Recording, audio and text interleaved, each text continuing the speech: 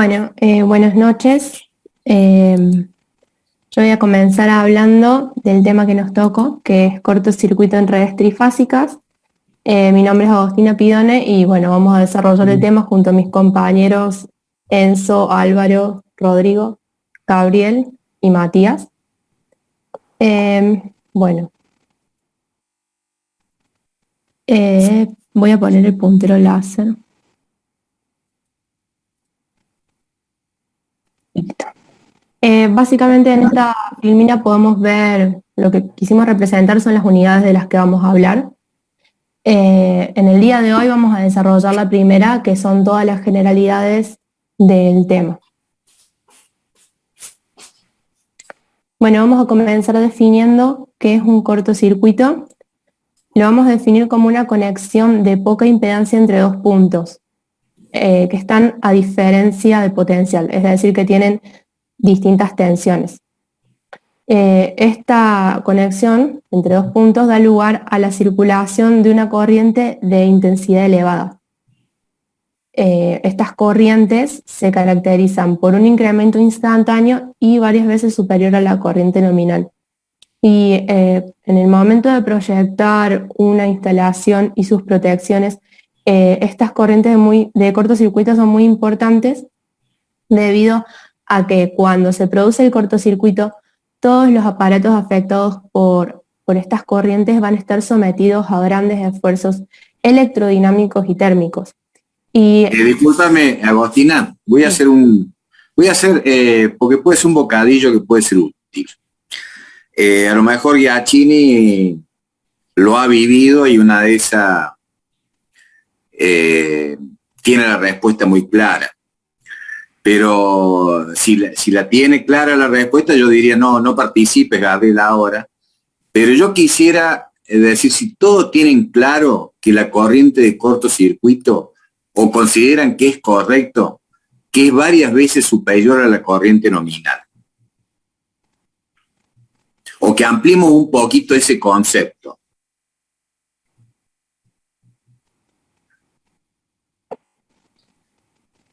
¿A alguno no le surge la duda si eso es tan verdadero como lo dice ahí? Y como Agostina nos ha hecho querer creer que es así. En realidad, por lo que leí en el apunte, decía que la corriente de cortocircuito dependía de la potencia del sistema eléctrico al cual estuviera vinculado. Entonces, si yo tengo una carga y establezco el cortocircuito y tengo un transformador de 100 kVA o uno de 630 kVA, voy a tener mayor corriente de cortocircuito en el caso de un trafo de 630 kVA, porque la corriente de cortocircuito depende de la potencia del sistema eléctrico al cual está conectado. Bien, comparto que el valor de la corriente de cortocircuito va a depender de la potencia de cortocircuito disponible, comparando dos situaciones, con un valor de potencia o con otro valor de potencia. Y sí, va a depender de quien tenga mayor potencia de cortocircuito, va a ser mayor el valor de la corriente de cortocircuito. Ahora, para un mismo caso, que tengamos, ¿no es cierto?, una determinada red, ¿sí o sí la corriente de cortocircuito va a ser mayor que la nominal? ¿O se puedan llegar a imaginar que en alguna situación no?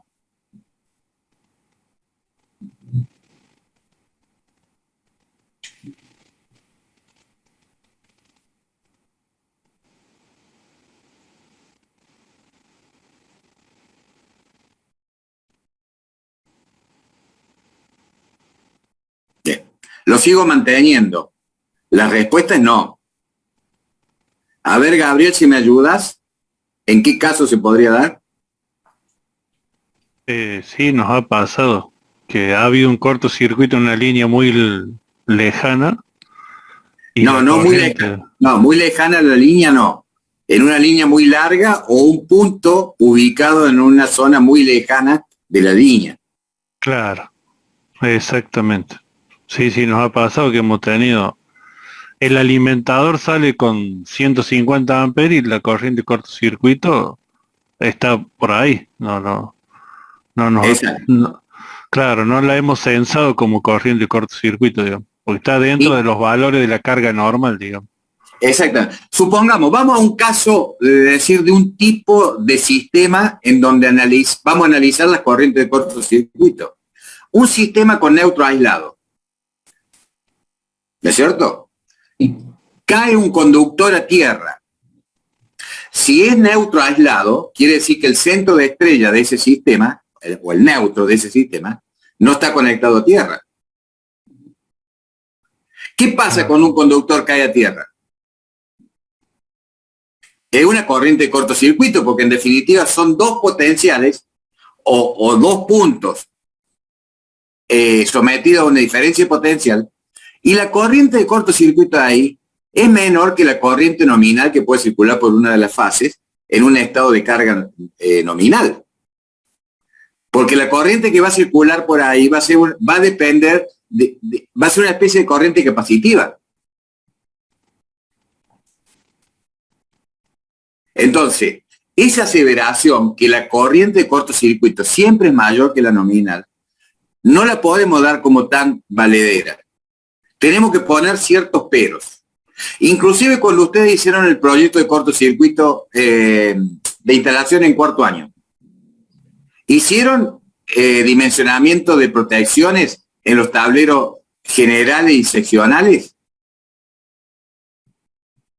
Claro. Sí, se hizo, Inge, pero también hay que aclarar que se distingue entre la corriente de cortocircuito mínima y la corriente de cortocircuito máximo. Perfecto, perfecto. En el extremo. ¿Por qué? Porque no. en el extremo de un alimentador de baja tensión, que a lo mejor alimenta un seccional, podemos tener una corriente de cortocircuito menor que la nominal. Claro. Entonces resulta que nosotros a lo mejor protegemos para un estado de carga igual que la nominal, y cuando tengamos un cortocircuito no lo vamos a poder despejar, no lo va a ver la protección. Con lo cual vamos a tener una pérdida permanente de cortocircuito porque la protección no la ve. Claro, no actúa la térmica, digamos, sino la diferencial, en este caso. Claro, si es a tierra. Claro, si fuera tierra, sí, sí. Y si es rígidamente a tierra puesto el sistema. Pero puede llegar a pasar que tengamos una corriente menor que la nominal, no la ve la protección. Y cuando la carga va aumentando, vamos a tener una sobrecarga y vamos a tener un disparo de la protección por sobrecarga. Y nosotros vamos a creer que tenemos sobrecargada el sistema porque hay alguna carga que está tomando más demanda que lo que tiene que tomar. Y a lo mejor lo que tenemos es un cortocircuito. Entonces tenemos que tener cuidado con este concepto. No es tan así. Era simplemente un poquito como para ayornar este párrafo. Inge, creo que estoy en lo cierto al decir de que para justamente evitar esto, digamos que la protección no detecte un cortocircuito en esas condiciones que le contó el ingeniero recién, es que en los transformadores de las estaciones se instala una protección que se llama tierra de 1 y 5 amperes. Claro. Porque la protección, la falla se cierra por tierra. Quizás la protección del distribuidor no lo está observando, la falla, porque la corriente de cortocircuito es, como decíamos, similar a la nominal, pero por tierra sí lo está viendo. Entonces, por el centro de estrella del transformador se instala una protección, un relé, que detecta corrientes mínimas como 1 y 5 amperes. Entonces, ahí detecta de que hay una falla en el sistema, y si eso permanece durante un tiempo, entonces hace actuar directamente el transformador. Saca a todos los distribuidores que están en ese transformador para proteger, porque no sabemos dónde está, digamos. Sí, inclusive, discúlpame Gerardo, a nivel de distribución, cada distribuidor tiene ese relé de tierra que acusa corrientes débiles de tierra, que una corriente débil por el neutro se puede dar por distintos motivos. Una de ellas es por un desequilibrio en las fases. Si hay un desequilibrio en la fase, va a circular una corriente por el neutro que lógicamente no es deseable. Y eso me puede ese tipo de protección me puede estar acusando que yo tengo una diferencia de carga equilibrada en mi sistema. La otra, que se da, que termina en definitiva produciendo un desequilibrio y por lo tanto circula una corriente por tierra, es cuando, supónganse ustedes un alimentador aéreo que alimenta una carga en forma radial y que entre dos postes se corta una fase antes de la carga, ¿no es cierto? Y que cuando se corta la carga, esa fase, el conductor que cae al suelo es el conductor que está hacia el lado de la carga, no el conductor que está hacia el lado de la fuente. Ese conductor que cae al suelo no está alimentado a través de la fuente. Tiene impedancias de por medio que son las bobinas de los transformadores que están hacia adelante, o sea, hacia el lado de la carga. Si hay varios transformadores o si el único transformador que hay allá al pie de la carga, ese conductor que cayó al suelo viene a una fase que está pasando a través de la impedancia del trafo, según el conexionado que tenga. Entonces la corriente que va a circular ahí va a estar limitada por la impedancia del transformador.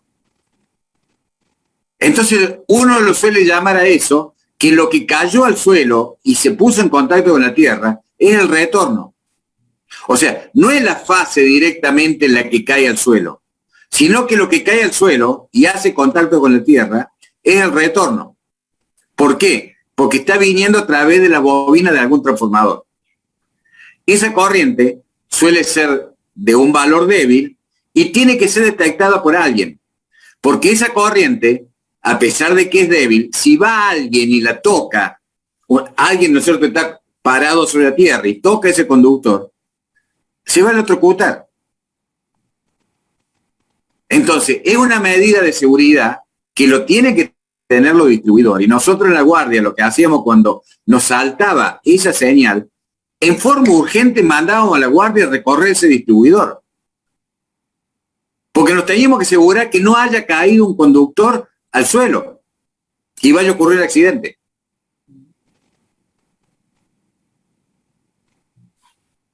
Entonces es muy importante, eso que aclaró Gerardo, yo me olvidé de mencionarlo, pero es un caso muy típico de lo que es la distribución de media tensión.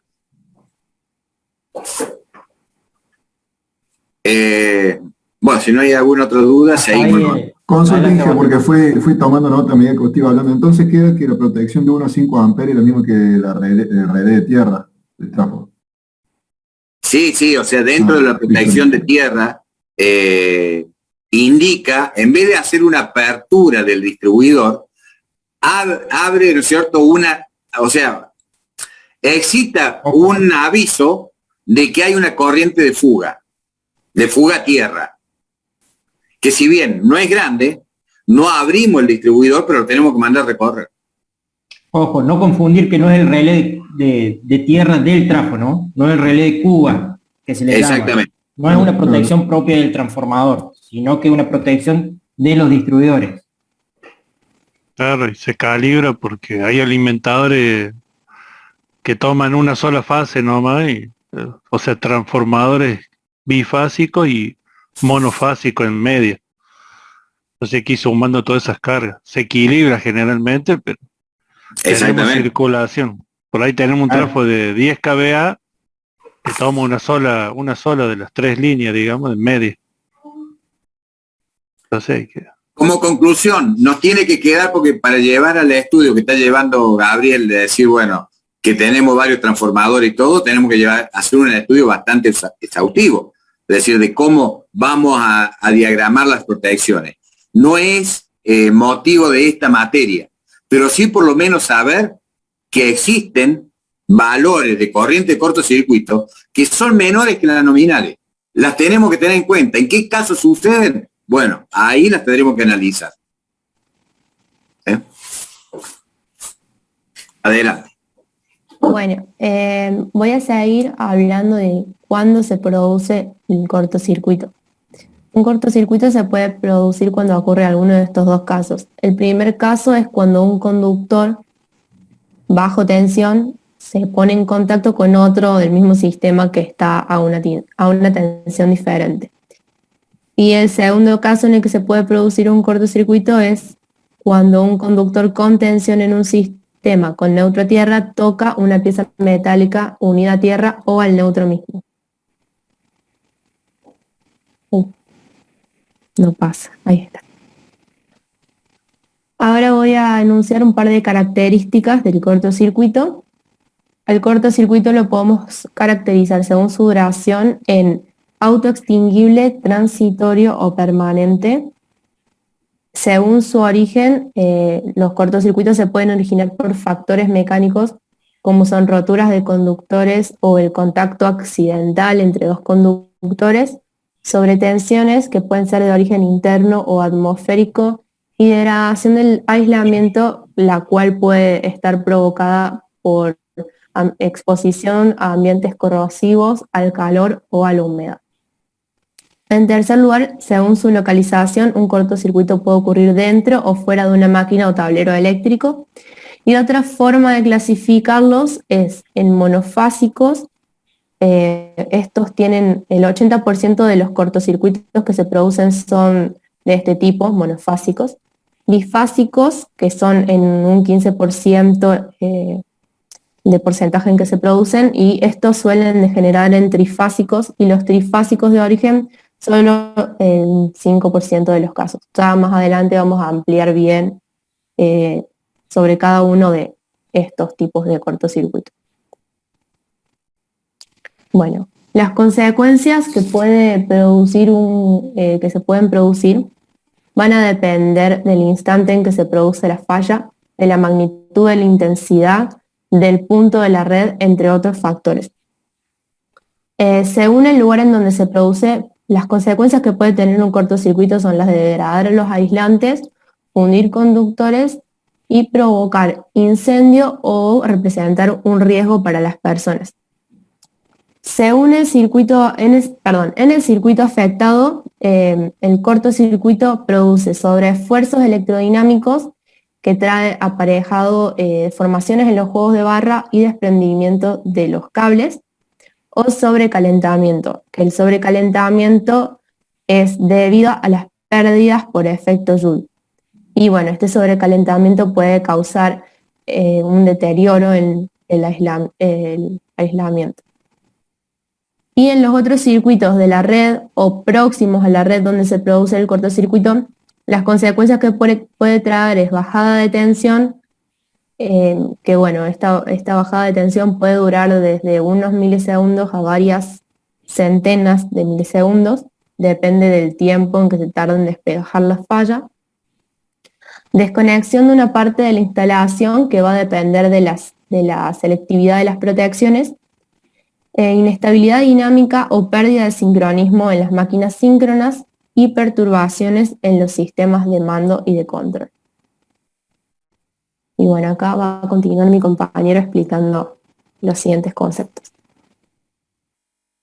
Bueno, definimos la corriente de cortocircuito como la corriente que fluye durante un cortocircuito a través del lugar de ocurrencia, y decimos que tiene un principio, producido el cortocircuito en T igual a 0, tiene un principio asimétrico respecto al eje de referencia de abscisas, y además desarrolla un valor pico que vamos a definir enseguida como corriente de choque. Sumado a ello, decimos que la corriente de cortocircuito tiene dos componentes, una aperiódica o de continua que decrece exponencialmente a 0, y una de alterna o simétrica que, sumada a la de continua en T igual a 0, da la corriente de cortocircuito en su valor 0. Así decimos que una vez que la componente de continua ha decaído o decreció exponencialmente a 0 o ha transcurrido 5 veces la constante de tiempo tau, la corriente de cortocircuito total se iguala a la corriente de cortocircuito permanente, a la corriente, a la componente alterna del cortocircuito y se establece el cortocircuito permanente. Ávila, Sí. discúlpame porque esto está puesto en el apunte así, pero a medida que han pasado los años, recién ahora me estoy dando cuenta. Porque vos estás explicando, ¿no es cierto?, la composición de la corriente de cortocircuito que tendríamos a través de un oscilograma, conformada por dos componentes, una componente de continua y una componente de alterna. Sí. Pero acá cuando lo estamos viendo que la componente de alterna, a su vez, es decreciente en el tiempo. Sí, bueno, lo que vamos a ver más adelante, en realidad acá hay que puntualizar, está bien lo que usted dice, que esto es el cortocircuito en bornes del generador. Y por Bien, esa razón es que la componente de alterna sobrepasa la envolvente. Cuando Bien. tenemos el cortocircuito alejado del generador, la componente alterna respeta la envolvente y es totalmente alterna y simétrica. Todavía no digamos, así no lo mezclamos un poco los tantos, los que están escuchando, en realidad pero este le gráfico- digamos que esto, es decir, no se da siempre. Sí, sí. ¿eh? En realidad este gráfico está claro, puesto y no ahí, se- pero no va. Claro, y no se da siempre que haya ese valor asimétrico de la corriente real de cortocircuito. Porque vos ahí estás mostrando y dijiste, se da siempre una corriente de choque y la corriente de cortocircuito es asimétrica. Y bueno, vamos a hacer está bien. salvedades. Bueno, claro, ahora empiezan las salvedades, cuando voy a pasar a definir las A ver, definiciones. yo voy a dar mi punto de vista. Yo creo que Bueno. esa curva se da siempre, lo que pasa es que a veces es más, se nota más, digamos, Sí. se ve más presente, y en otros casos se hace menos presente, digamos. ¿Sí? En realidad, en este caso tenemos una impedancia de cortocircuito casi puramente inductiva porque la componente alterna está en su valor máximo y la tensión está pasando por su valor cero, entonces tiene un ángulo de conexión cero. Y es por eso que es un valor pico tan elevado. Si yo tuviera una impedancia de cortocircuito inductiva y la tensión estuviera pasando por su ángulo de conexión de 90 grados, ya directamente se establecería el cortocircuito permanente y ya no existiría esta componente de continuo, sino directamente tendría el cortocircuito permanente. Está bien. Son Pero los eso casos, lo vamos los a casos ver que más van a escuchar adelante. después. Exactamente. Sí, Pero que no lo tomen como algo tan tácito de que siempre es así. Sí. Sí, lo que quiso decir, profe, yo concuerdo en realidad es que por ahí desaparece tan rápido, la de continua está, pero desaparece muy rápido, entonces decimos, bueno, decimos que Prácticamente entra directamente. Claro. entró el régimen, prácticamente. Sí. Sí. Bueno, y que seguramente, como dice Ávila, en los cortocircuitos alejados del generador, vamos a tener esa característica. Sí. ¿Eh? Bueno. Bien, Ávila. Bueno, la norma BDE alemana 0102 nos da 4 definiciones respecto a esta onda, que también son muy generales. Ya vamos a ver por qué, pero siguen siendo generales. Nos define el valor inicial de la componente continua, que este sería el peor de los casos de cortocircuito, cuando se tiene una mayor asimetría de la corriente de cortocircuito y la componente de continuo tiene un valor inicial A. Puede la continua tener un valor menor, incluso cero, o decaer exponencialmente, instantáneamente, o producir cortocircuito. Luego tenemos la corriente de choque de cortocircuito, que en esta... Discúlpame, Ávila. Ahí, al valor de A, me parece que le está faltando una característica de mencionar. El valor de A, vuelve ahí a la definición. Sí. Es el valor inicial de la componente de corriente continua. Sí. ¿Es siempre igual? ¿O es igual a qué? No, es igual al valor que tiene la componente alterna en el Bien, instante bien. Mostráselo a eso en el gráfico porque para ellos, que no lo han leído el tema, Bueno. va a ser muy importante. Bueno, en este caso puntual, que es el peor de los casos, sabemos que estoy produciendo el cortocircuito con el circuito en vacío. Entonces la corriente tiene que iniciarse en su valor nulo. Ay. Y para que eso sea cierto, la suma de la componente alterna más la componente de continua en el instante en que se produce el cortocircuito tiene que ser igual a la corriente de cortocircuito total en T igual a 0. Y entonces decimos que la componente de continua en T igual a 0 es igual al valor de la componente alterna en T igual a 0. De signo opuesto. Sí. Claro, sí, son iguales de signo opuesto. O sea, su suma algebraica tiene que dar 0. ¿Para qué? Para que la corriente de cortocircuito empiece por 0, porque no puede haber una discontinuidad. El circuito previamente estaba en vacío, por lo tanto, si se produce un cortocircuito y la corriente tiene que arrancar por 0, no puede arrancar de otro valor. Bueno. Luego definimos la corriente de choque de cortocircuito, que bueno, decimos que es el valor instantáneo máximo que desarrolla la corriente de cortocircuito una vez que se produce en T igual a 0, y decimos que esta corriente de choque, por tener un solo valor pico, puesto que después esta corriente decrece en amplitud, no genera esfuerzos térmicos, pero sí mecánicos y electrodinámicos que habrá que tenerlos en cuenta. Luego definimos la corriente alterna subtransitoria de cortocircuito, que será el valor eficaz que tiene la componente de alterna de la corriente de cortocircuito en el instante T igual a 0 en el que se produce. Acá vemos que está acotado como un valor pico. Este sería el valor eficaz y el valor pico, y esto que está acotado acá es el valor pico de la componente alterna.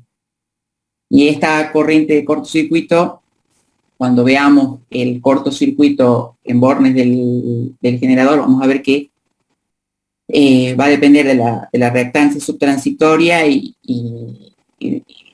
de la impedancia de la red en el caso del cortocircuito alejado del generador. Luego definimos la corriente permanente de cortocircuito como aquella que se establece una vez que, en este caso, en el caso que se establece cuando la componente continua ha decaído exponencialmente a 0 y la corriente de cortocircuito se iguala con la componente alterna, y esta, cuando veamos el cortocircuito en bornes del generador, vamos a ver que la corriente de cortocircuito permanente va a depender de la excitación que yo le dé al generador para generar la fuerza electromotriz y alimentar la corriente de cortocircuito. Y acá podemos ver acotado el valor entre pico y pico de la corriente de cortocircuito permanente. Y este sería el valor eficaz. Bueno, ahora vamos a ver cuáles son los factores que afectan al cortocircuito.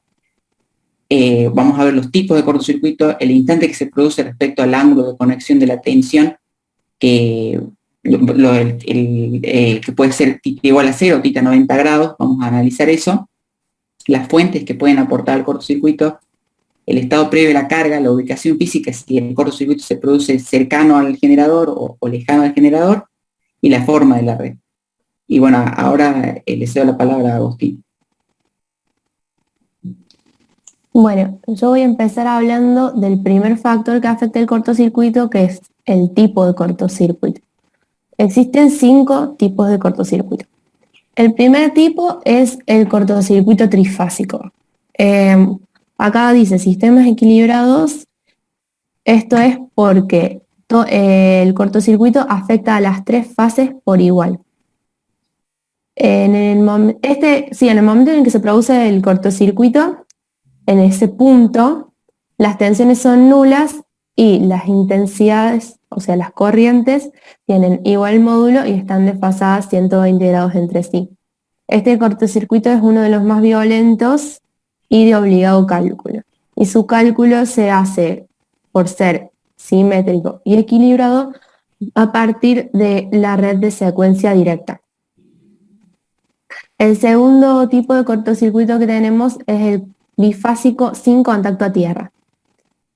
En este caso, las corrientes permanentes de cortocircuito que se producen en este tipo de cortocircuito son menores a las del circuito trifásico, pero esto no siempre pasa, porque en el caso de que este tipo de cortocircuito se produzca próximo a máquinas síncronas o asíncronas de cierta potencia, las corrientes de falla de cortocircuito van a ser mayores.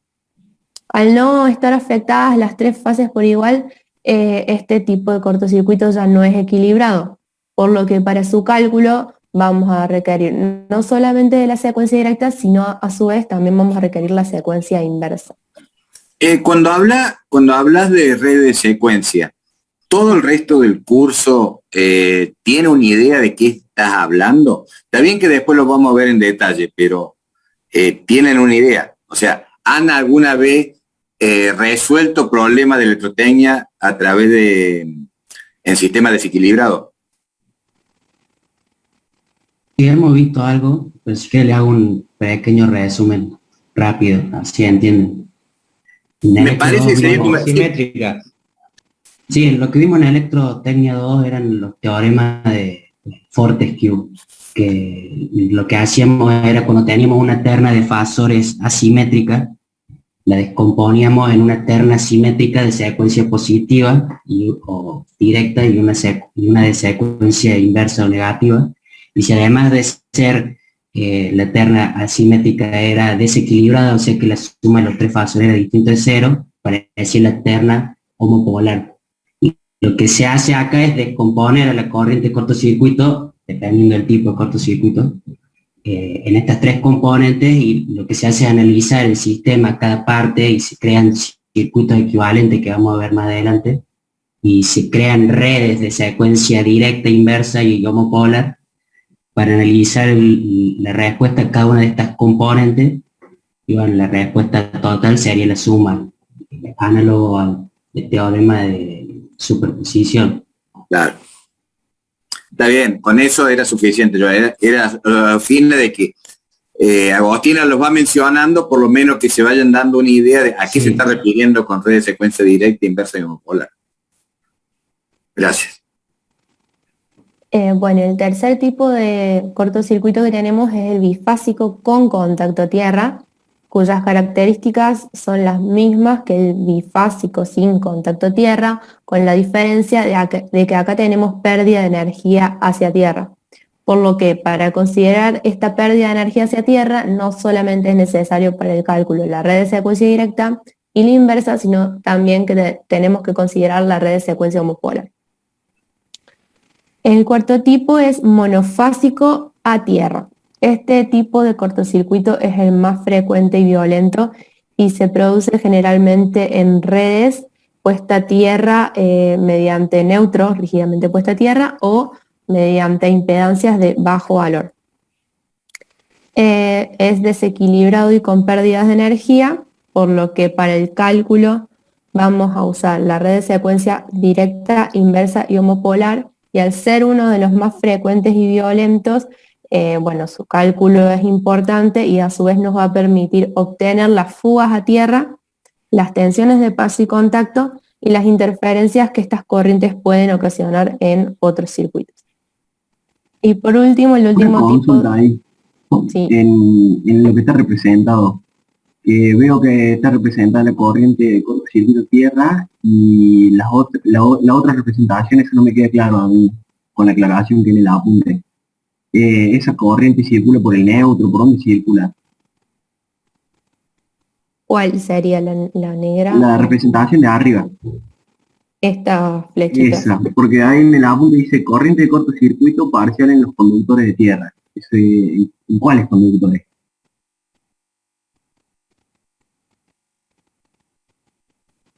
Sería la que tenés por circulación por tierra, digamos, hacia el centro de estrella del transformador.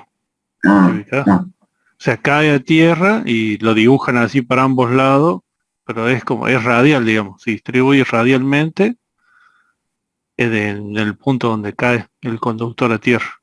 No, gracias. Sí, Bueno, considero que es lo mismo que dijo Gabriel.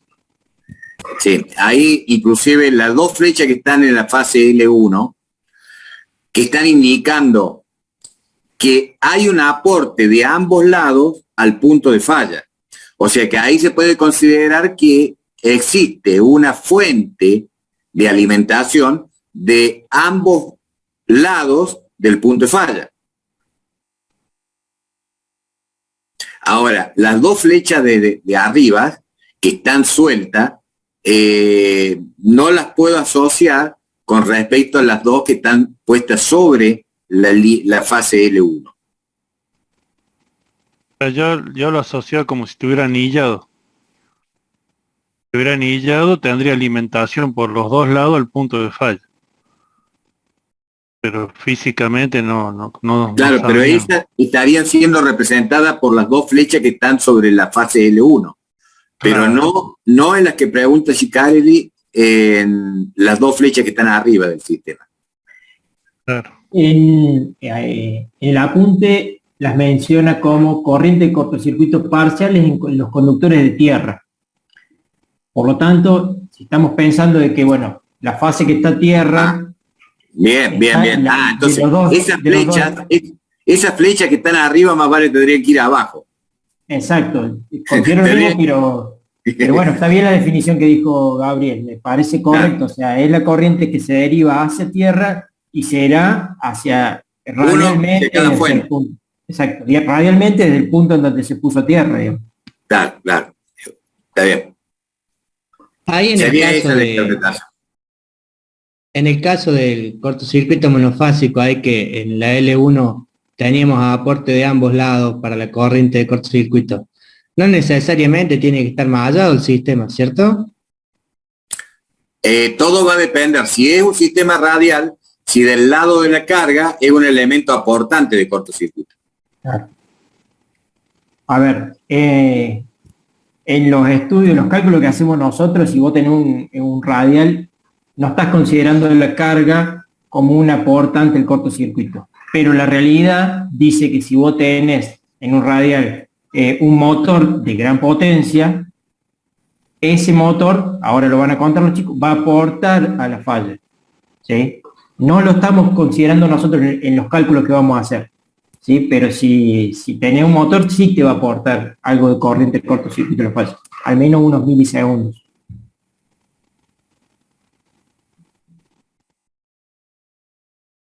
Bueno, no sé si hay alguna otra duda.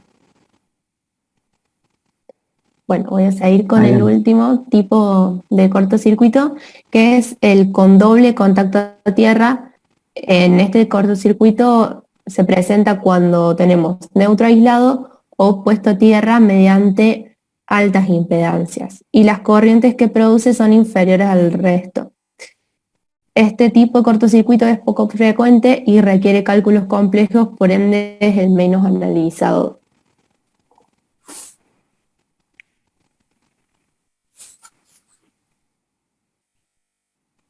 No puedo cambiarla, ahí está. El instante en que se produce el cortocircuito es otro de los factores que afecta al cortocircuito propiamente dicho.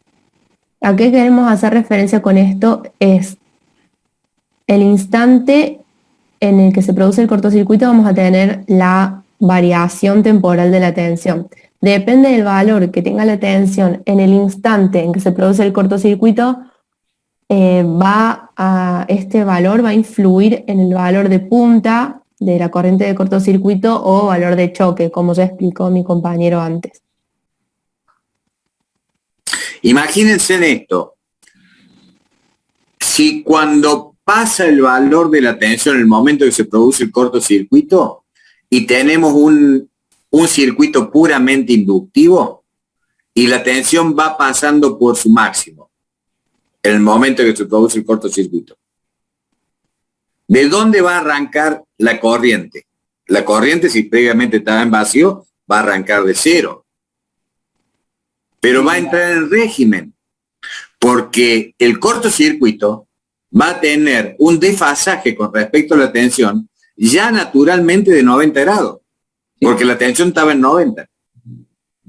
Por lo tanto, no va a existir esa simetría que mostraba Ávila al principio y la corriente de choque va a ser menor. Ahora van a analizar los casos particulares, pero sería bueno decir, ir haciéndonos ideas de lo que vamos a ver. Porque una cosa es cuando lo leemos, nos tenemos que ir haciendo idea a qué es lo que estamos diciendo, porque si no, hasta que no llegue el gráfico no lo vamos a ver. ¿Lo van viendo los otros? Los del grupo lo han visto varias veces, pero lo importante es que los otros lo vayan entendiendo a qué se está refiriendo. Mostrar las filminas para que vayan viendo lo que dice el ingeniero. Uy, acá está. Este es el caso, el que dice el ingeniero. Bueno, en este caso es cuando la tensión pasa por su máximo y en este cuando la tensión pasa por cero, considerando el eje de las ordenadas como el instante en que se produce el cortocircuito.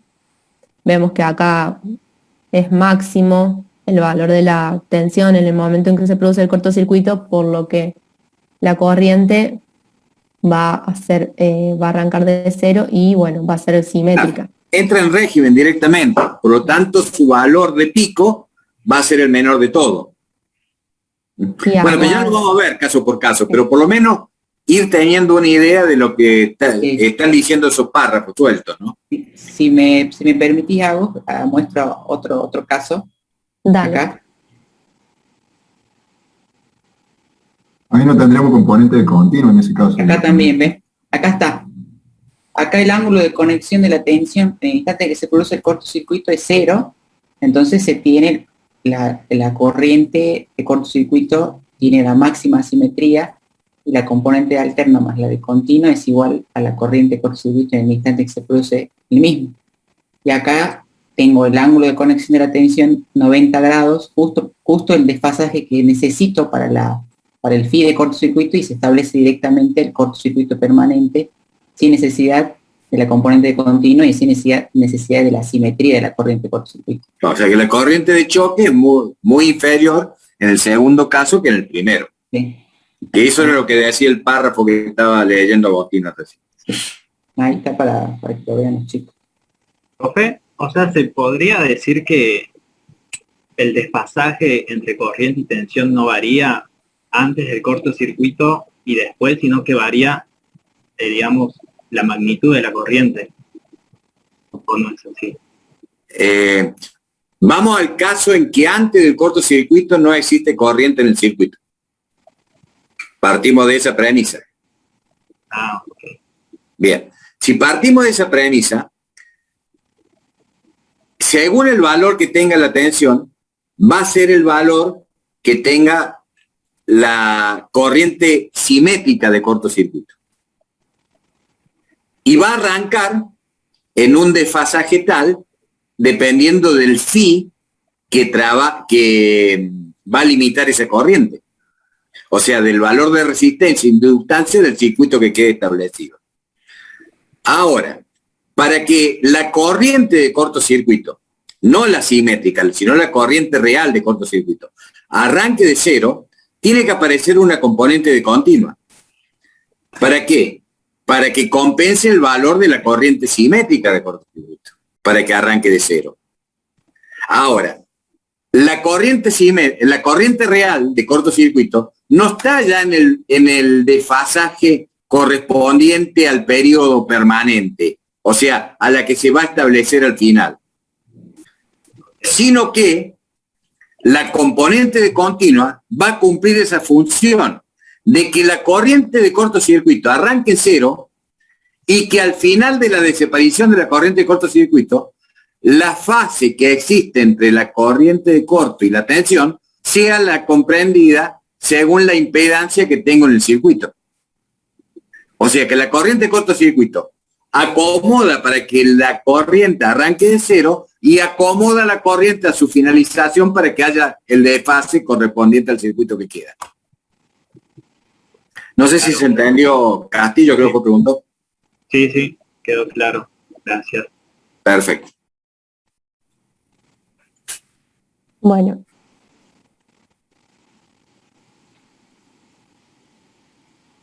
Vamos a continuar con el tercer factor que influye al cortocircuito, que son las fuentes que aportan corrientes, que bueno, es muy importante conocer qué fuentes aportan corrientes para poder determinar las corrientes de cortocircuito y cómo influyen en el cortocircuito las reactancias de estas fuentes que aportan corrientes.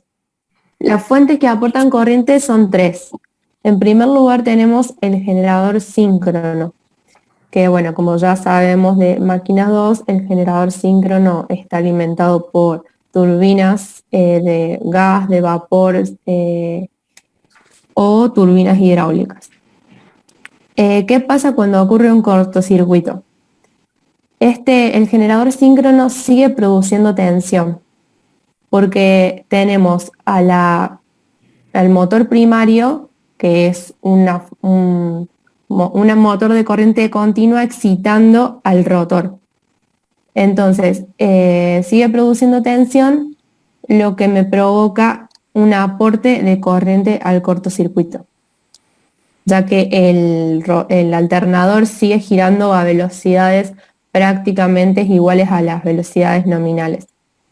Y solamente estas corrientes de cortocircuito que van a circular van a ser limitadas por la reactancia del generador síncrono y la reactancia que exista en la línea desde el generador síncrono hasta el punto de falla. En segundo lugar, fuentes que aportan corrientes son motores síncronos, conmutadores de fase y conmutatrices. En primer lugar tenemos los motores síncronos, cuyo funcionamiento es similar al del generador síncrono. Tenemos un rotor excitado por corriente continua y un alternador que tiene arrollamientos polifásicos, que bueno, cuando esté en carga circula por él una corriente alterna. Básicamente el motor transforma energía eléctrica de la red en energía mecánica, accionando una carga que está conectada a su eje. Y cuando se produce el cortocircuito en la red, deja de absorber corriente de la red, disminuye la velocidad a la que gira el motor síncrono, pero ¿qué pasa? Nosotros vamos a tener en el eje la carga, que va a tener cierta inercia. A su vez el rotor también tiene una cierta inercia, por lo que esta energía cinética que tiene la carga y el rotor se va a comportar como un motor primario que va a accionar el motor síncrono y se va a comportar como generador, ya que va a aportar corriente de cortocircuito en vez de absorber corriente de carga. Y esto puede durar... Porque la tensión de excitación va a seguir estando. Claro. Porque es la fuente de corriente continua que está asociada al rotor. La tensión a borne va a caer, pero la tensión de excitación está y el rotor va a seguir girando debido a la inercia propia del rotor y de la carga, como dijiste vos. Entonces es como que se comporta como un generador. Exactamente. Que es de muy poco tiempo su duración, ¿no? Esa energía rápidamente se disipa.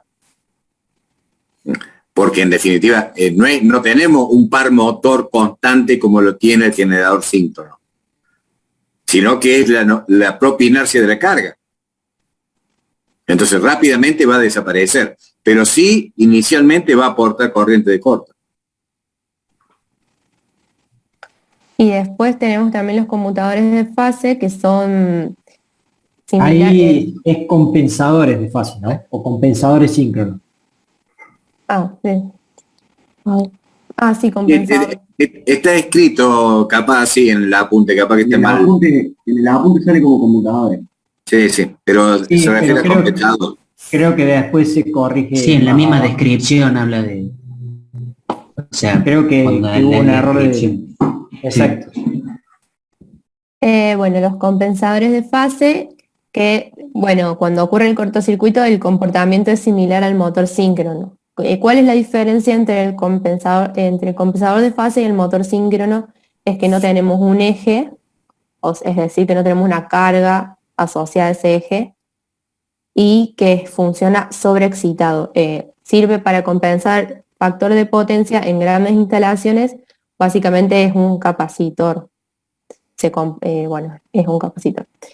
y acá no vamos a tener, como ya dijimos, carga. Entonces solamente vamos a considerar la inercia del rotor. Por ¿Y lo para que- qué? Discúlpame, Agostina. Esta pregunta para todo el curso. ¿Y para qué lo utilizamos entonces? O sea, vos me decís que es para compensar factor de potencia. Pero teníamos otros elementos que utilizábamos. A ver, me gustaría que alguien, a ver si lo puede asociar un poquito a lo que habíamos estado hablando en su momento. ¿Qué es lo que son estos compensadores de fase?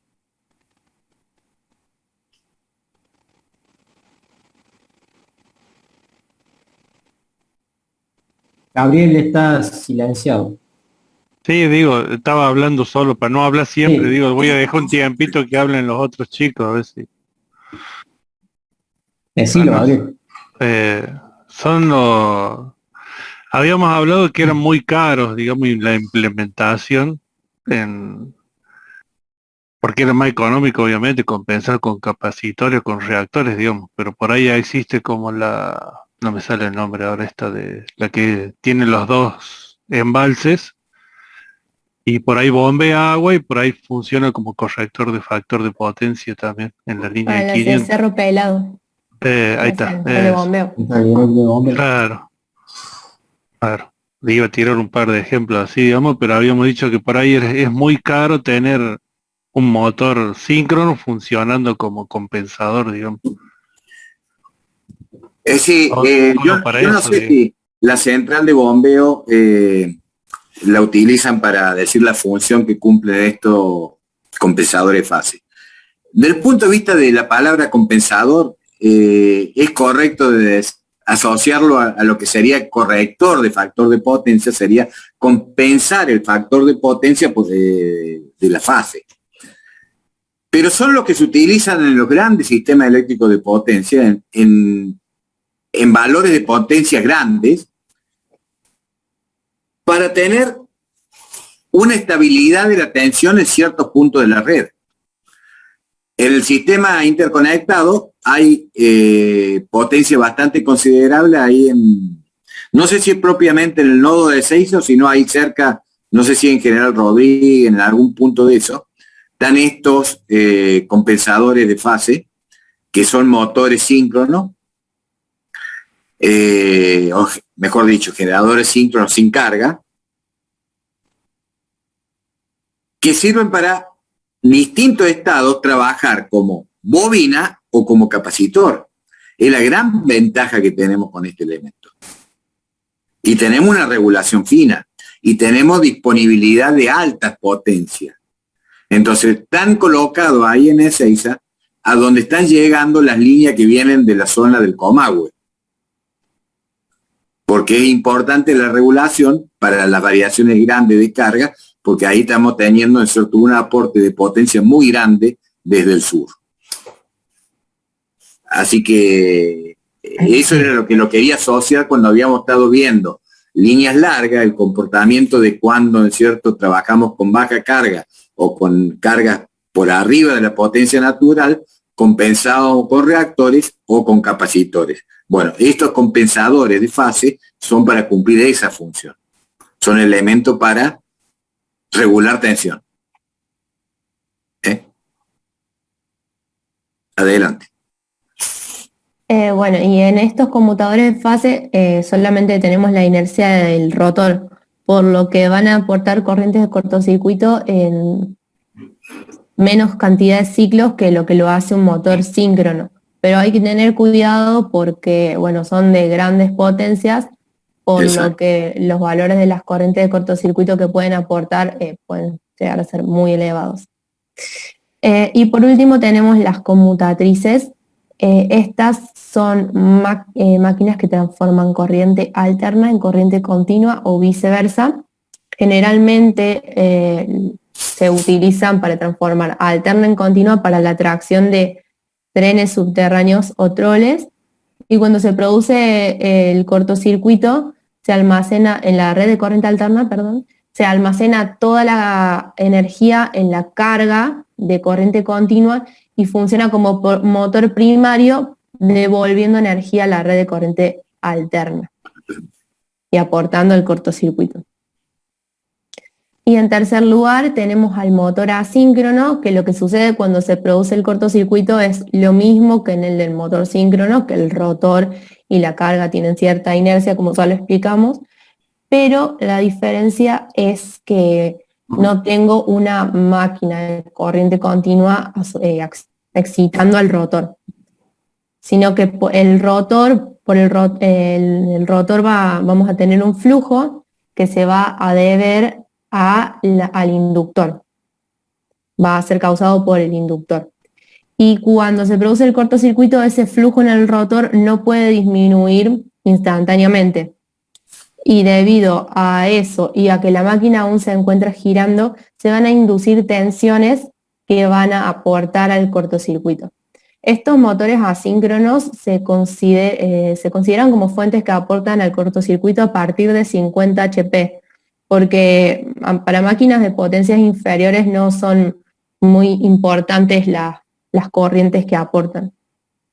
Y por último tenemos el transformador, que acá le pusimos un signo de exclamación porque no es una fuente que aporta corriente, solamente transforma parámetros de tensión y de corriente de los generadores que están anteriores al transformador.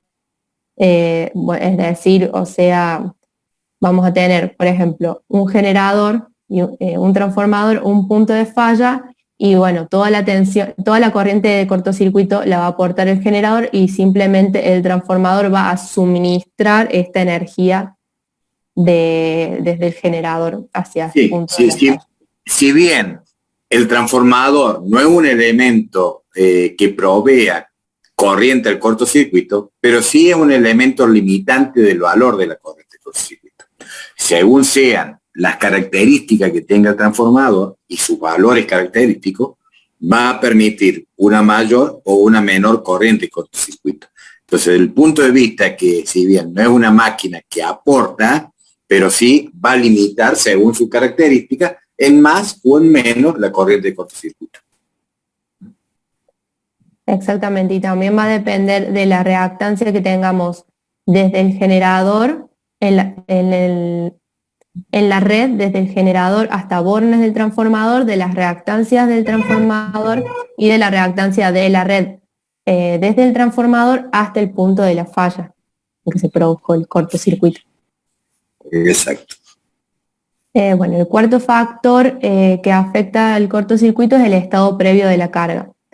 ¿En qué me afecta esto? Es que según mi carga sea elevado o débil, es el número de generadores que yo voy a tener trabajando en paralelo.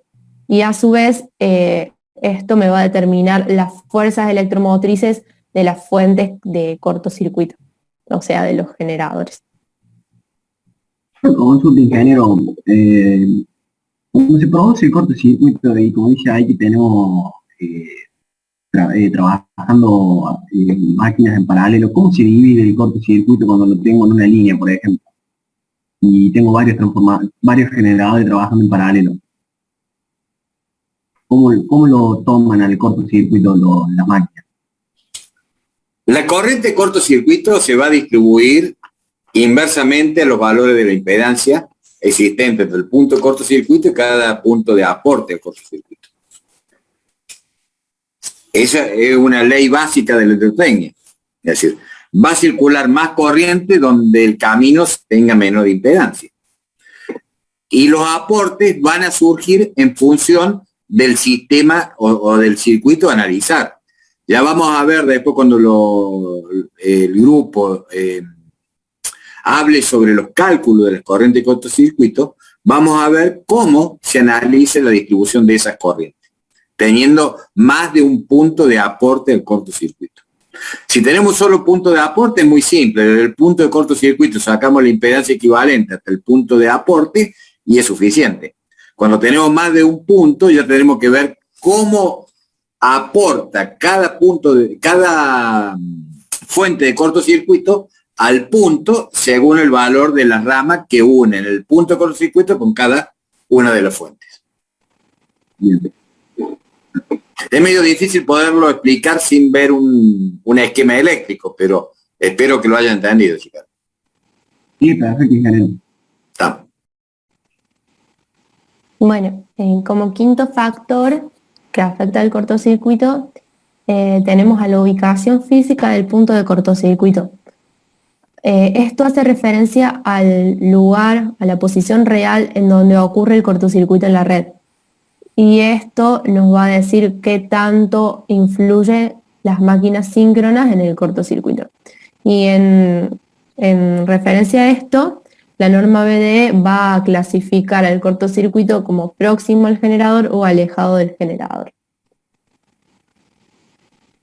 Y por último tenemos la forma de la red.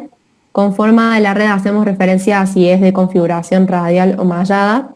Básicamente me va a prescribir los caminos de cortocircuito y de las corrientes. A su vez también me va a determinar la impedancia de cortocircuito, la cual va a depender de los tipos de componentes, aparatos de transporte como son líneas aéreas, cables, transformadores y de la extensión de la red. Bueno, acá ya vamos a empezar a hablar de circuito inductivo puro, pero antes de hablar de circuito inductivo puro vale hacer una aclaración, ya que vamos a estar hablando de corrientes simétricas y asimétricas.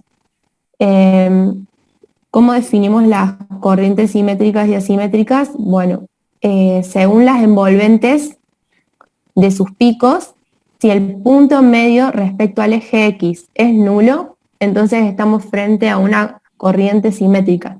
Si el punto medio de las envolventes de sus picos es distinto de cero respecto al eje X, entonces vamos a estar hablando de una corriente asimétrica. ¿Y por qué analizamos el circuito inductivo puro? O sea, básicamente nosotros queremos analizarlo esto para luego aplicarlo a casos reales y consideramos que de inductivo puro, ya que, bueno, la reactancia síncrona del generador es de característica predominantemente inductiva, así como también lo es la impedancia de la red. Sí, si es una reactancia es inductiva. Sí. ¿Me entendiste, Agostina? Sí, dije predominantemente. Claro, era la impedancia del generador, tiene características inductivas. No la reactancia. La impedancia de la red es predominantemente inductiva. Sí. Claro. Y bueno, vamos a representar el circuito a partir de una fuente de tensión senoidal, bueno, como ya dijimos, una inductancia, y un interruptor que nos va a indicar el momento en el que se produce el cortocircuito a partir de su cierre. Y bueno, cabe aclarar que en el momento anterior a que se produzca el cortocircuito, en este circuito no había circulación de corriente. La tensión aplicada al circuito es esta, donde, bueno, esta es la tensión, el valor máximo de la tensión por el coseno de la pulsación por el tiempo más tita. ¿Qué es este tita? Este tita es el valor del módulo que tiene la tensión en el momento del cortocircuito. Era lo que hablábamos en los factores. Es en el instante que se cierra y se produce el cortocircuito, es el valor que va a tomar la tensión en ese instante. Eso me va a representar este valor. No es el valor del módulo. El ángulo de conexión de la tensión en el instante que se produce el cortocircuito. Claro. Es el ángulo de cierre que se produce el cortocircuito. O sea, es el ángulo que tiene la tensión en ese momento. Pero no el módulo, ¿eh?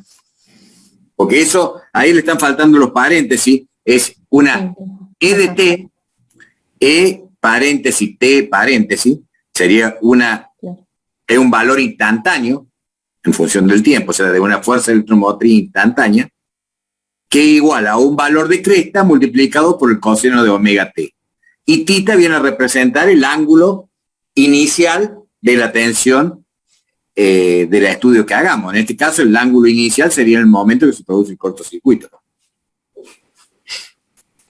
Y bueno, la solución a esta ecuación es esta que tenemos acá abajo, en donde la corriente en función del tiempo va a ser igual al valor máximo de la tensión sobre la pulsación por la inductancia por el seno de la pulsación por el tiempo más el ángulo tita menos el seno de tita. Y acá vamos a analizar en la siguiente filmina con mayor detalle esta última ecuación, donde, como podemos ver, el primer término el primer sumando del término entre corchetes por esto me va a dar la componente de corriente alterna y el segundo término me va a dar la componente de corriente continua. Vemos que la componente de corriente alterna depende del tiempo, varía senoidalmente en función del tiempo, y la componente de corriente continua es aperiódica. Y acá en este gráfico hemos representado la variación cosenoidal de la tensión en función del tiempo, y acá vamos a ver representada las corrientes. Esta es la componente... A ver, Agostina, una pregunta al curso, no al grupo. Antes habíamos hablado que la componente de continua desaparecía con el tiempo. Y acá estamos viendo que la componente de continua tiene un único valor a través del tiempo. ¿Qué me puede decir el curso respecto a eso?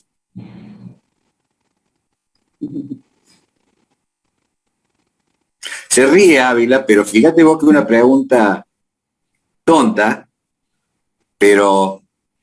Sí. Según lo que yo entendí, ingeniero, es por la característica del circuito. Estamos considerando inductivo puro. Inductivo puro.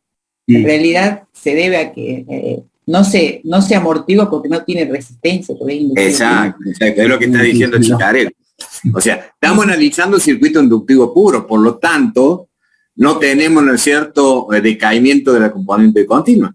No hay forma de disipar la energía. Exactamente. Sí. Ya lo vamos a ver más claro cuando veamos el circuito de RL, pero ya tenemos que ir viendo esta tontería que parece una pregunta, es decir, a lo mejor muy básica, pero tiene que aparecer la resistencia. Bueno, y acá vemos que tenemos la componente alterna, componente permanente y la componente continua, que tienen en el momento en que se produce el cortocircuito el mismo valor de módulo opuesto, para que en ese instante la corriente de cortocircuito comience en cero. Y bueno, es la suma punto a punto de estos dos valores. Y como podemos ver acá... ¿Esa corriente es simétrica o asimétrica, esa corriente de cortocircuito? Es asimétrica, porque si analizamos las envolventes de los picos, vemos que esta es la envolvente superior, esta es la envolvente inferior, y el valor medio no va a ser cero. O sea, tendría que estar acá, si fuese cero el valor medio. O sea, esta, por ejemplo, de acá arriba es asimétrica, porque vemos que es simétrica. Es simétrica, perdón. La componente superior, la envolvente superior, la envolvente inferior de los picos, y el valor medio. Ahí está explicando Agostín el concepto que antes lo había, ¿no es cierto?, mencionado, pero que no lo veíamos gráficamente. Ahora gráficamente lo podemos decir asociar a ese concepto. Claro, y esta simetría se debe básicamente a la componente de corriente continua. Exactamente. Porque acá, en lo siguiente que vamos a analizar, en el momento, vamos a analizar los diferentes tiempos en los que se puede cerrar el interruptor, y por ejemplo, en el tiempo cero, acá, que no vamos a tener componente de corriente continua, vemos que la corriente de cortocircuito copia la forma de la componente de corriente alterna, y es simétrica. Y acá o sea, acá consideramos que el θ es menos 90, por lo que vamos a tener una componente de alterna y una de continua, y la sumatoria de las dos nos va a dar la corriente de cortocircuito, que como vemos es asimétrica. Tengo una consulta. Ese T igual a 0, ¿qué significa T igual 0 y T distinto de 0? En el apunte analiza que cuando se cierra en T igual a 0, entonces el θ es igual a 0. Y que cuando se cierra en un tiempo diferente de 0, el θ tiene un valor, y en este caso le da como valor, un valor distinto de 0, y en este caso le da ese valor menos 90. Pero claro, o sea que el T ese en definitiva es el θ. El θ, no sería este T. Claro, no es el tiempo. Ese T está representando el θ. Supuestamente es el ángulo que hay entre el valor máximo de la tensión en el momento de cierre y un eje de referencia que tomamos. Exacto. Sería el eje de las ordenadas. Exactamente. Me gustaría consultar algo, Inge. Sí, dale. En el gráfico anterior, de la imagen anterior, yo podría, si en el circuito que está representando esas curvas, yo podría medir con un osciloscopio una corriente continua. Yo tuviera un osciloscopio. Ahí sí Karen dice que no. No se podría, o sea, son componentes de la corriente, pero en realidad la corriente que circula es esta asimétrica. Bien, exacto. No hay una corriente continua, ¿sí? Es una composición matemática de la corriente de cortocircuito. No hay una fuente de corriente continua en el sistema, ¿sí? Quería decir nada más eso porque siempre se habla de la corriente continua, de la corriente simétrica. Bueno, no hay, es una representación matemática al igual que lo hicimos en líneas largas con la incidente y la reflejada, ¿sí? Claro. Tener bien presente eso, nada más. Si no, la pregunta es dónde está la pila. Exacto. Bueno, y ahora vamos a pasar a ver circuito resistivo puro, en donde adicionamos una resistencia al mismo circuito que vimos antes, le adicionamos una resistencia. Y si aplicamos Kirchhoff a este circuito, vamos a tener esta ecuación, donde la tensión de la fuente va a ser igual, la tensión de la fuente va a ser igual a la caída de tensión en la resistencia más la caída de tensión en la inductancia. Y la solución a esta ecuación diferencial es esta de acá abajo. Y antes de pasar a analizar la ecuación de la corriente, se me pasó a decir algo importante, en donde acá analizamos el θ.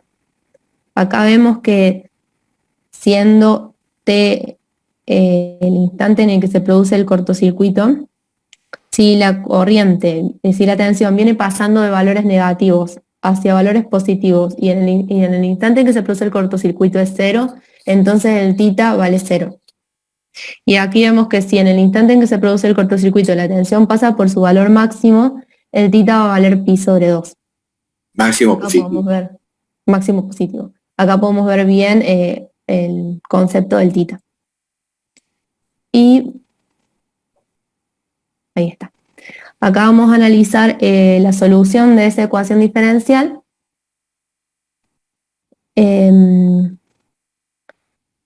vamos a tener un término, un primer sumando, el cual va a variar senoidalmente en función del tiempo, que va a ser la componente de corriente alterna, que está representada aquí en la gráfica, señalada por esta flecha.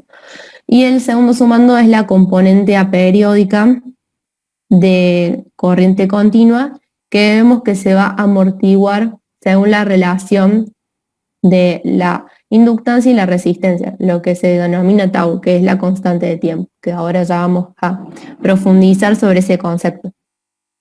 Pero ahora tener claro que como tenemos resistencia, esta componente de corriente continua se va a amortiguar y va a decaer hasta un valor, hasta 0, en donde la corriente de cortocircuito va a entrar en régimen permanente.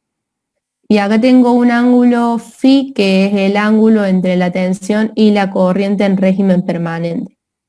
Y esta componente de corriente continua responde a la necesidad física de la existencia de este phi, y a su vez también responde a la necesidad física de que en el momento en que se produce el cortocircuito, la corriente de cortocircuito debe ser 0.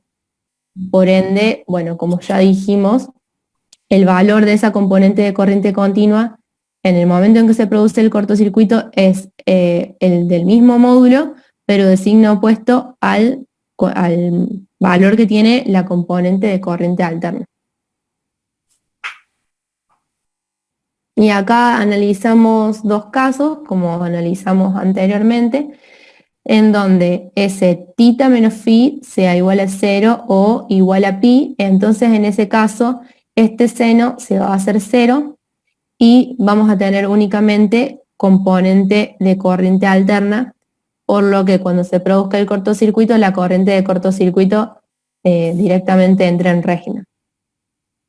Y el segundo caso que tenemos es en el caso de que pi menos tita menos phi sea igual a más menos pi sobre 2, en este caso el valor de la componente de corriente continua va a ser máximo, positivo o negativo.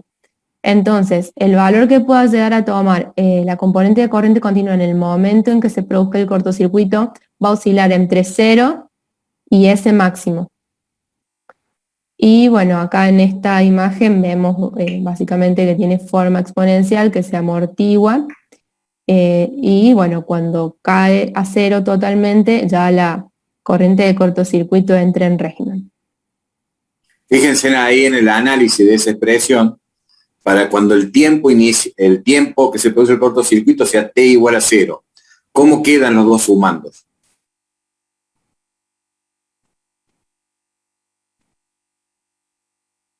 Nulo. Ahí quedaría la exponencial. Claro.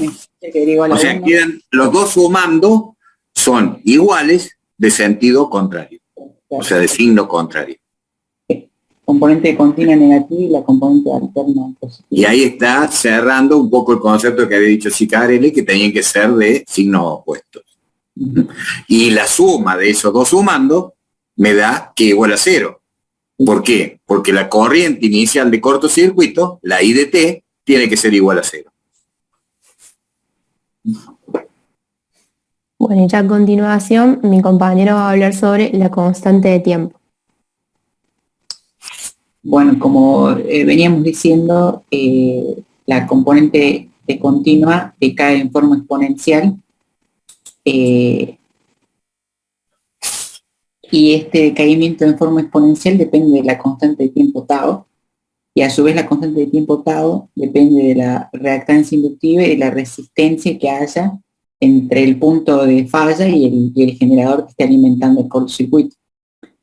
Se define a la constante de tiempo como el intervalo de tiempo requerido para que la componente de continuo decaiga de un valor inicial, de su valor inicial al 37% de este valor inicial. Si vemos acá, en un tau tengo B en la exponencial y es el 37% de A. Y además, si evaluamos el término exponencial, nos va a quedar el término exponencial elevado a la menos 1, y nos va a quedar el 0,37, que es el 37% del valor inicial.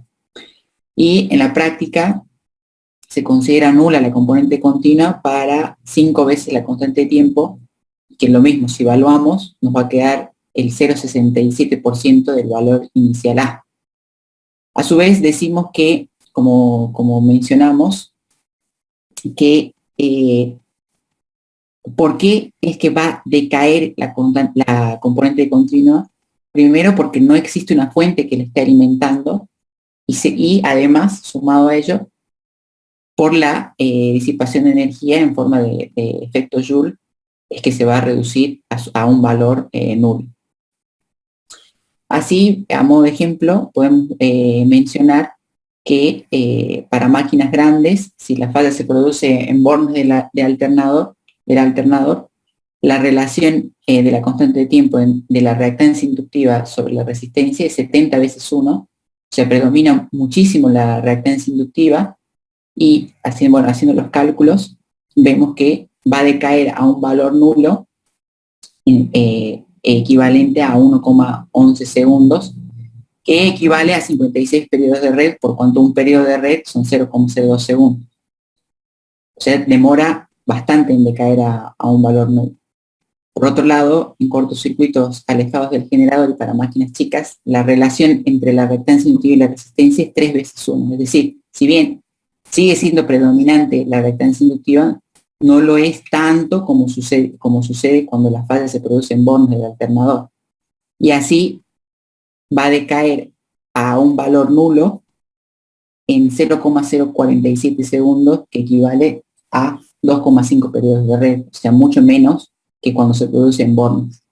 Y como conclusión de este análisis, decimos que la componente continua decrece más rápidamente a 0 cuanto mayor es la resistencia, si bien siempre va a predominar la reactancia inductiva, pero va a decaer más rápidamente cuanto la resistencia sea, como se ve acá, 70 veces 1 o 3 veces 1, no sea tan pequeña con respecto a la reactancia inductiva. Porque va a haber una mayor disipación de energía en forma de efecto Joule y en forma de cuadrado de R. Y bueno, y ahí termina la clase de hoy. Bueno, Si quieres, seguimos. Muy bien. Justo a tiempo. Yo lo entendí. Me gustaría que el resto del curso dijera lo mismo. ¿Cómo estamos? ¿Les parece un tema, decir, muy nuevo? ¿Les parece familiar? ¿Cómo estamos? ¿Dónde estamos parados el resto del curso?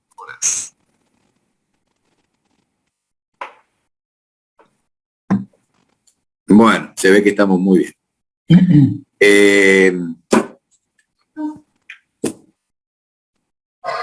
Acá terminó de cerrar algunos conceptos que yo les lo había adelantado, es decir, de lo rápido que cae, ¿no es cierto?, cuando estamos alejados del generador, debido a que tenemos valores resistivos que empiezan a ser preponderantes respecto a la reactancia inductiva, ¿no es cierto?, a medida que nos alejamos del generador, o que la red vamos pasando distintos niveles de tensión, y a medida que vamos bajando de tensión, vamos viendo que la resistencia se hace más importante que la reactancia inductiva. Por eso que cae tan rápidamente. Con respecto a lo que mencionaba el ingeniero recién, y creo que hacía alusión a lo que ustedes ya vieron en instalaciones, el enfoque del cortocircuito en esta materia es totalmente diferente, digamos. Si no recuerdo mal, en instalaciones lo veían basado en normas, ¿sí? Les comentaban lo que decía la norma, el cálculo, y ustedes saben que las normas no explican mucho, digamos, no muestran mucha teoría. Creo que acá nosotros vemos el cortocircuito más desde el punto de vista de cómo se provoca y de por qué se calcula así. ¿Sí? Y del fenómeno físico, el estudio del fenómeno físico, ¿no? El fenómeno físico, exacto. Y lo vamos a ver en el práctico, que también tiene un enfoque totalmente diferente a lo que ustedes vieron en el cálculo de cortocircuito de instalaciones. En instalaciones el enfoque era para determinar las potencias, o sea, no hacíamos más que eso. Sí, y partían de una potencia de cortocircuito que tenía que ser brindada por el distribuidor, por la red, exacto, por el distribuidor. Bueno, acá nosotros vamos a calcular la potencia de cortocircuito como si fuéramos el distribuidor. ¿Sí? Ya lo vamos a ver en el práctico. Sí, todavía no lo hemos visto, pero en instalaciones también se desprecian los efectos transitorios y subtransitorios, porque siempre estamos alejados del generador. Exacto. Y aparte, normalmente son para sistemas radiales. O sea, con un único punto de alimentación, esa es la fuente de cortocircuito que ustedes tienen, y calculan en forma radial, según la impedancia que haya entre el punto de cortocircuito y esa fuente de corto, el valor de la corriente. Bueno, acá no, acá vamos a ver sistemas mallados y vamos a ver cómo se calculan esos sistemas mallados cuando tenemos más de una fuente de aporte al cortocircuito.